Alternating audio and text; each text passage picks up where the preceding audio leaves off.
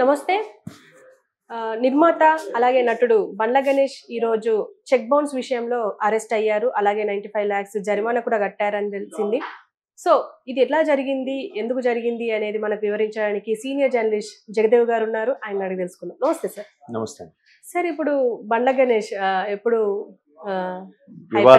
అలాగే వివాదాలకు care of address, అలాగే ఇప్పుడు నిర్మాత అయినప్పటికీ చెక్ బౌన్స్ విషయంలో అరెస్ట్ అయ్యారు. ఎందుకు అయ్యారు అనుకుంటున్నారు మీరు? ఎందుకంటే బిజినెస్ చేసే వాళ్ళకి ఇవి సర్వసాధారణం. కాకపోతే ఎట్లా ఉండాలంటే ఒక ర్యాపో మెయింటైన్ చేయాలి. ప్రొడ్యూసరు పైగా ఒక కంపెనీకి ప్రొపరేటర్ అయినా అటువంటి వాళ్ళు ఏంటంటే అందరితో కూడా ఒక ర్యాపో మెయింటైన్ చేస్తూ ఇదిగా ఉండాలి. ఎంత చేసినా కూడా ఎక్కడొక్కడ చిన్న చిన్నవి జరుగుతూ ఉంటాయి. కాకపోతే వార్తల్లో నిలిచే వ్యక్తి కాబట్టి బండ్ల గణేష్ గారు మేబీ అది ఎప్పుడు దొరుకుతారా అని చూసేవాళ్ళు ఉంటారు, లేదా ఈయన్ని ఎక్కడ పట్టిద్దామా అని చూసేవాళ్ళు ఉంటారు. ఈ మధ్యకాలంలో ఆయన ఈ మధ్య కాదు 2019 ఎలక్షన్స్ 2018 తెలంగాణ ఎన్నికలు చూస్తే కాంగ్రెస్లో చేరారు. కాంగ్రెస్ గురించి బాగా మాట్లాడారు. ప్రతి న్యూస్ ఛానల్కి వెళ్ళి కూడా డిస్కస్ చేశారు. డిబేట్లో కూడా చాలా మందితో గొడవ పడటము, ఆర్గ్యుమెంట్ చేయడం గట్రా జరిగాయి పార్టీ కోసం. అప్పుడు ఏమన్నారంటే ఒక సరదాగా ఈసారి స్టేట్లో కాంగ్రెస్ రాకపోతే 7 o'clock బ్లేడ్తో అన్నట్టుగా ఏదో స్టేట్మెంట్ ఇచ్చారు. దాన్ని తర్వాత నెట్జెన్స్ సోషల్ మీడియా బాగా గేలి చేశారు. ఎంత గేలి చేశారంటే ఇంకా ఆఖరికి మొన్న ఒక సినిమా కూడా వచ్చింది మహేష్ బాబు గారిది, సరిలేరు నీకెవరు. అందులో కూడా వాడు అరే యాకోబు అనగానే బ్లేడ్ నోట్లో తీస్తాడు. అది లోపల పెట్టారా, అది చాలా బ్యాడ్ అయిపోయింది దాంతో అంటే సరదాగా సెటైర్ వేసుకున్నారు. సో కొన్నిసార్లు ఏంటంటే ఆవేశంలో పక్కాగా వస్తుంది గవర్నమెంట్ అన్నట్టు ఎవరికి వాళ్ళకి నమ్మకం ఉండాలి కదా ఫస్ట్. మన రేవంత్ రెడ్డి గారు కూడా అదే చెప్పారు, ఖచ్చితంగా ఈసారి గవర్నమెంట్ వస్తుందని. వచ్చింది. రాకపోతే ఆయన్ని కూడా అట్లాగే గేలు చేసేవారేమో. సో అట్లా ప్రతిదీ కూడా అంతకుముందు పవన్ కళ్యాణ్ గారి గురించి వ్యాఖ్యలు చేసినప్పుడు కూడా రోజా గారితో లైవ్లో ఇద్దరు ఆర్గ్యూ చేసుకోవడము ఇలా చాలా చూసాం. ప్రతిదీ కూడా మొన్న చంద్రబాబు గారు అరెస్ట్ అప్పుడు కూడా అక్కడ గచ్చిబౌలి స్టేడియంలో పెట్టినప్పుడు కూడా గ్రాట్యుటీ సంబంధించిన సభను పెట్టినప్పుడు కూడా కొంచెం ఆవేశంగానే మాట్లాడుతుంటారు. సో ఆయన ఏం మాట్లాడినా కూడా ఒక ట్రోల్ అవుతూనే ఉంటుంది. సో ఇప్పుడు కూడా ఆయన ఏదో సినిమాకి సంబంధించిన అనుకుంటా నిర్మాతగా చెక్ ఇవ్వడం, ఆ చెక్ వేసేసరికి బౌన్స్ అవ్వడం, మళ్ళీ అంటే బౌన్స్ అయినా కానీ ముందు చెప్తారు ఇట్లా ఒప్పందం సార్ ఇట్లా అయ్యింది ఏంటి పరిస్థితి, లేదా వాళ్ళ ఆడిటర్లు వీళ్ళ ఆడిటర్లు మాట్లాడుకుంటారు. అప్పటికి పొంతన కుదరకపోతే ఇట్లా రోడ్డు మీదకి రావాల్సి వస్తుంది. సో కేసు వేశారు. అది కూడా ఒంగోలు నెల్లూరులో వేశారు. ఒంగోలు. సో అక్కడ వేశారు. దానికి సంజయ్ బట్ కోర్టు కూడా గడువు ఇచ్చింది 4 రోజుల్లో మళ్ళీ దానికి రిటర్న్ ఫైల్ దాఖలు చేయడం కానీ, లేదంటే దానికి ఎక్స్ప్లెనేషన్ ఇవ్వడం అని కానీ, లేదంటే చెల్లించాలి. ఆల్రెడీ జరిమానాతో పాటు 1 year జైలు శిక్ష కూడా విధించారు. దానికి ఛాన్స్ ఇచ్చారు కాబట్టి మళ్ళీ ఇది ఎవరో లాయర్ పట్టుకుంటారు, వేస్తారు, నాకు రావడం కుదరలేదని చెప్తారు. జరుగుతూనే ఉంటాయి ఇవన్నీ సహజం. అంటే ఇప్పుడు పార్లమెంట్ ఇప్పుడు ఎంపీ ఎలక్షన్స్ కి పాల్గొంటా అని చెప్పేసి మల్కాజ్గిరి నియోజకవర్గం నుంచి అన్నారు. మరి ఆ విషయంలో ఏమైనా మేబీ అలా ఆ యాంగిల్ కూడా ఇప్పుడు దట్టు భారతదేశంలోనే అతిపెద్ద నియోజకవర్గం మల్కాజ్గిరి నియోజకవర్గంలో పోటీ చేస్తే వాళ్ళకి తిరుగు ఉండదు అనే సెంటిమెంట్ కూడా ఈ మధ్యన చాలా వరకు ట్రోల్ చూస్తున్నాం. రేవంత్ రెడ్డి గారు కానీ, మల్లారెడ్డి గారు కానీ, కొంతమంది ప్రముఖులు. సో అట్లాగే అందుకు ఆ స్థానం కోసం ట్రై చేస్తున్నట్టుగా ఆల్రెడీ ఆయనతో సొంతంగా ఆయన ట్విట్టర్లోనే పోస్ట్ చేసుకోవడం జరిగింది. ఇట్లా పోటీ చేయాలనుకుంటున్నాను, దట్టు మల్కాజ్గిరి, కాంగ్రెస్ అనుమతి కోసం ఎదురు చూస్తున్నాను అన్నట్టు కూడా పెట్టారు.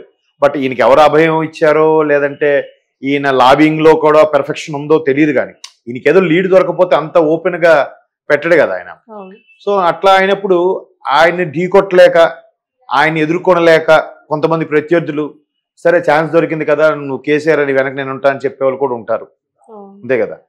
పోనీ ఆయన ఇప్పుడు ఒక సినిమా 2 సినిమాలు కాదు, చాలా గబ్బర్ సింగ్ లాంటి బ్లాక్ బాస్టర్లు కూడా తీశారు కదా ఆయన.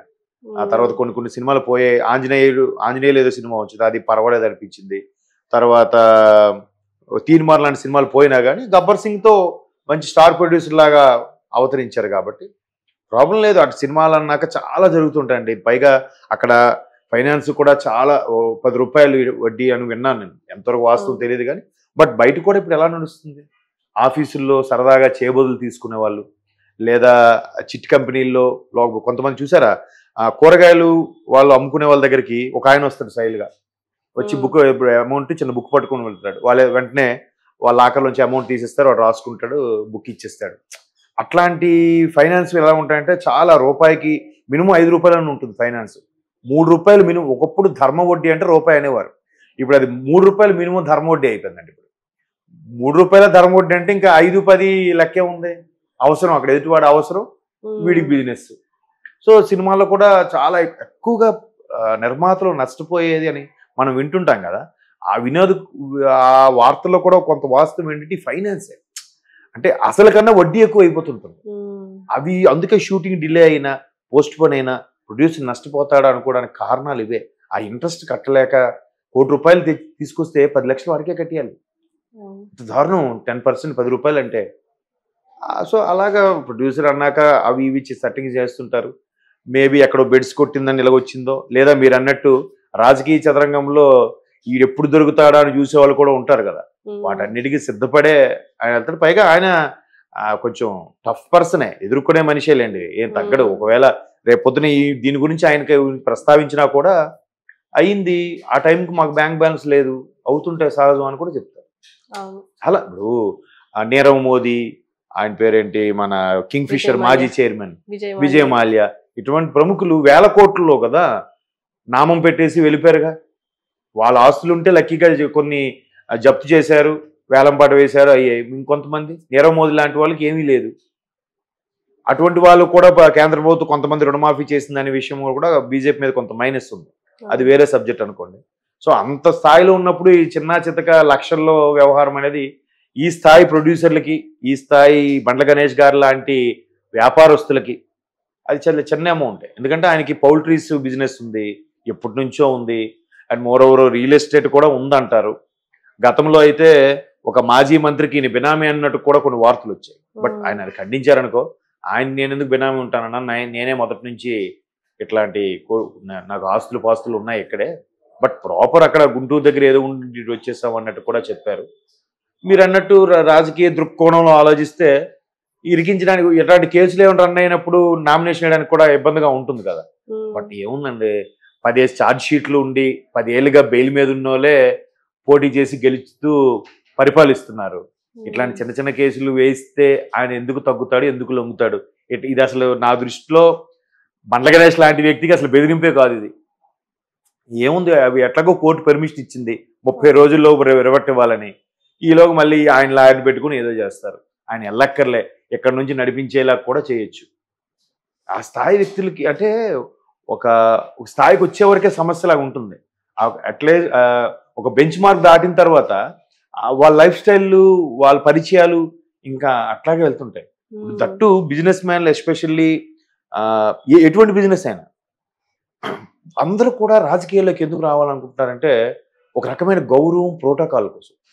ఇప్పుడు బిజినెస్ మ్యాన్ ఉన్నాడు, ఆ టర్న్ ఓవర్ నెలకే 100 కోట్లు, అంటే సంవత్సరానికి దగ్గర 1000 కోట్లు టర్న్ ఓవర్ ఉన్న కంపెనీ ఉంది.